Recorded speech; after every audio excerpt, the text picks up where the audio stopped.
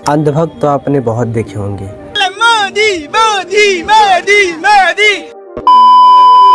लेकिन आज मैं आपको रियल अंधभक्त दिखाने वाला हूँ। यहाँ सीजेपी की प्रोटेस्ट चल रहा है और इनका कोई काम नहीं है, बट इनको आना है भाई। आप लोगों को पहले से ही बताने की कोशिश कर रहा हूँ कि इन लोगों की एक पूरी गैंग है, जैसे कि ये दबंग रिपोर्टर है और ये दक्ष चौधरी गैंग की महिला है। ये भी इनको थोड़े दिनों पहले।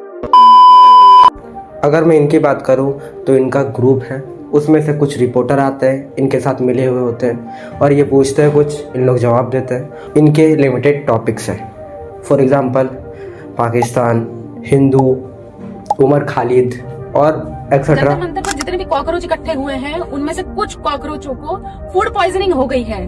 जो लोग कह रहे थे कि भैया यहाँ पर तो हंगर स्ट्राइक चल रही है, ये चल रही है, वो चल रही है, फूड पॉइजनिंग हुई है, तो मतलब पहले फूड तो खाया गया है जब जाके पॉइजनिंग हुई है, ऐसे तो कैसे हो जाएगी। अब ये लोग पागल बना रहे कि जी हंगर स्ट्राइक के कारण उनके साथ ऐसा हुआ। जी नहीं, उसके अंदर आया फूड पॉइजनिंग हुई है इनको। तुम क्यों खाया था? ये जहर भरा खाना मत खाते, पूरे दिन ठूस रहे थे तो यही निकलेगा और क्या निकलेगा।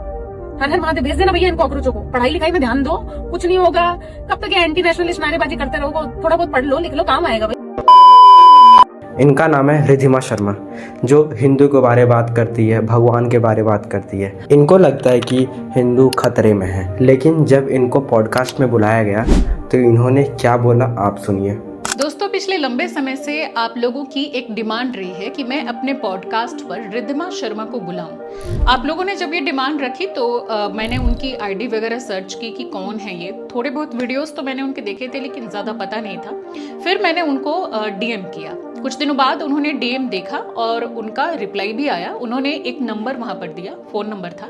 दूसरे दिन मैंने उस फ़ोन नंबर पर कांटेक्ट किया तो पता चला कि ये उनके कोई मैनेजर वगैरह का नंबर था या उनके पीए या जो भी हो। तो उन्होंने कहा कि आपके साथ पॉडकास्ट करने के लिए रिधिमा जी तैयार हैं, लेकिन उनकी 2 शर्त है। पहली शर्त उन्होंने बताई कि हम अपना कैमरा भी पॉडकास्ट शूट के दौरान लगाएंगे। मैंने पूछा वो किस लिए? तो उन्होंने कहा कि अगर आप उसमें कुछ भी एडिट करके डालेंगी तो हम रियल जो पूरा कंटेंट होगा वो इंटरनेट पर डाल देंगे, इसके लिए। तो मैम कैमरे अपने भी लगाएंगे हम, अगर आप कट करेंगे तो हम पूरी कोई कट नहीं होता, फुल जाएगा, बिल्कुल लगा लीजिएगा, कोई दिक्कत नहीं। तो मैंने कहा बेशक आप लगा सकते हैं अपने कैमरे, मुझे उससे कोई एतराज नहीं है। फिर मैंने दूसरी शर्त पूछी तो उन्होंने कहा कि रिधिमा जी पॉडकास्ट करने के लिए 30,000 रुपए लेती हैं, तो 30K आपको पे करना होगा तभी रिधिमा जी आएंगी। तो मैंने कहा कि इसके लिए तो मैं अग्री नहीं करूंगी, क्योंकि मैं पेड पॉडकास्ट नहीं करती कि मैं किसी को पैसे दूं और उसके लिए उसके बाद मैं बोलूं कि ठीक है आइए आप अपनी बात रखिए। पेड का क्या बोल रहे थे आप? 30। अच्छा, पैसे भी लेंगी ये के लिए, पॉडकास्ट के लिए? हाँ जी, हाँ जी। अरे भाई, आप रिलीजन चीज़ में बोलने के लिए आपको 30,000 चाहिए? बताइए। अगर आप हिंदू के बारे में बोलते हैं, अगर आप राष्ट्रीय भारत के बारे में बोलते हैं तो आपको 30,000 चाहिए? अगर आप इस वीडियो को देखिएगा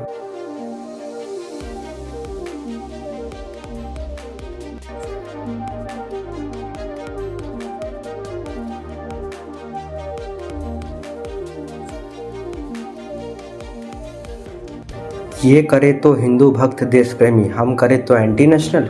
अगर ये कोई और करता तो ये पूरे इंडिया में भी फैल जाता है। बीजेपी कहाँ कहाँ से बोलते हैं कि देखो भगवान जी को नचवा रहे हैं, और अगर ये बीजेपी करे तो ये एक देश प्रेमी हुआ। अगर ये सबसे अगर फुर्सत मिल जाए तो कभी रेपिस्ट को भी सज़ा दिलवा देना, क्योंकि अगर 17 साल का बच्चा है, 16 साल का बच्चा है, अगर रेपिस्ट है तो वो माइनर है, उसे छोड़ दिया जाता है। क्यों?